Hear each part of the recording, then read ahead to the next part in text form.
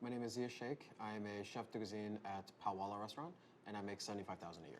Anybody that's starting out in this field just knows that you're not going to be making a lot of money to start. I didn't make a lot of money to start. I was making $300 a week. If you want to backtrack it to high school, my first job was actually at Burger King. I was making $5.15 an hour. You know, my weekly paycheck was like $42. You don't have a lot of money. You have to learn how to stretch your dollar. When I was 28 or 29, my expenses were more than what I was making. It got almost overwhelming for me to the point where I just stopped paying my credit cards altogether. And that's a lesson that I'm actually paying for now. My credit score was hurt for it. Living at home, you don't think about what a credit score can do for you. Now I own a car, now I have an apartment, and I realize that like all that is involved. So those are the mistakes that I made a couple years ago, which I will, if I could relive it, I probably want to do it again. The culinary program at the Art Institute in New York City was $36,000. So that was a very large debt for somebody that's making $9 an hour coming out. So my mother decided to help me out, and through her support, I was able to be very well off, and whatever money I did make, I was able to spend on investing in cookbooks, in food, in learning about the industry. There are different culinary schools that charge different amounts. There are schools where they'll charge $8,000 for the entire program.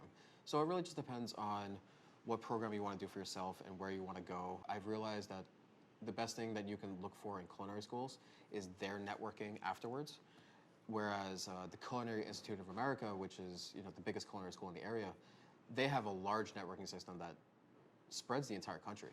So if you do finish their program, you can go anywhere you want.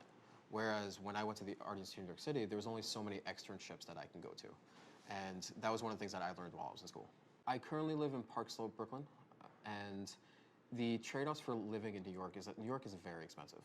Anybody that moves here will tell you that if you're not looking in the right places, you're living in a shoebox for a very expensive amount of money. At the time when I started out in this field, I was actually living in northern New Jersey, so my commute to the city was about 2 to 3 hours a day, one way, but I was only paying $400 in rent. So there are tricks that you can do as far as like stretching your dollar, but you do need to sacrifice your own time in doing so. Living in the city is a little bit more expensive. I am lucky enough, I do currently have 2 roommates, but I am living in Park Slope. It's a beautiful apartment, but I'm sacrificing the fact that I'm not living alone, just to afford living in that area. My annual salary is about $75,000. My monthly pre-tax is about $6,250. My taxes come out to be $1,900 a month. My take home is about $4,350. My rent, I currently share my apartment with 2 other people, comes out to be $1,200 for myself, in which case I'm also sharing gas, electric, TV, and internet. It costs me about $90 a month from there. My cell phone bill is about $90 a month. I actually do own a car in the city. The reason why I own a car is to travel to visit my family. I live in Park Slope, Brooklyn. They live in Staten Island and New Jersey. My car comes out to be $368 a month.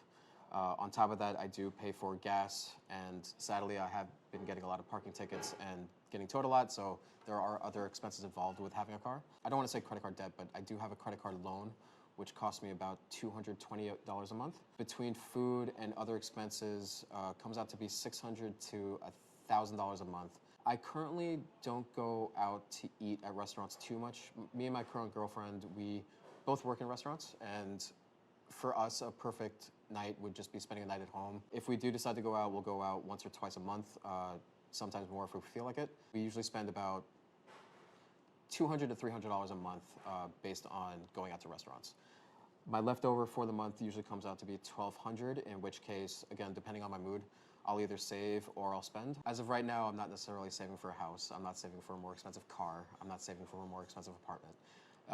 I've realized that I'm comfortable where I'm at, and I'm totally fine with that. Years ago, when Hurricane Sandy hit the East Coast, I spent a lot of time volunteering and cooking for people that no longer had their homes.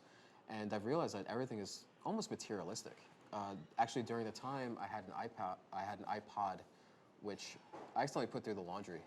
And I lost this $200 iPod out of nowhere, and I almost didn't have a care for it. I realized that it's just an extra thing. It's not necessary in my life, and that's kind of like how I live my life now. I'm very comfortable with where I'm at, and I'm fine with that. You really just want to realize what's important to you.